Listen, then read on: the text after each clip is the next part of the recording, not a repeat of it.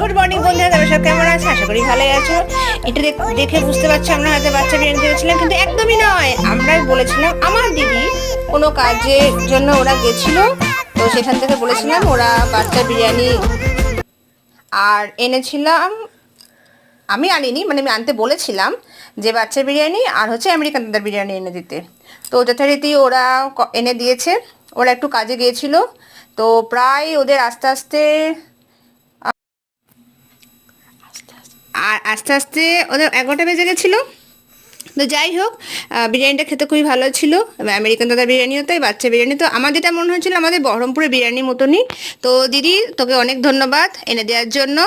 আমার সব বন্ধুদেরকেও তোমরা দেখো, অবশ্যই লাইক করা দিদি, তুই একটা লাইক করে দিস, কারণ তুই তো লাইক টাইক কিছু করিস না, একটা কিপ্টে কোথাকার। টাটা।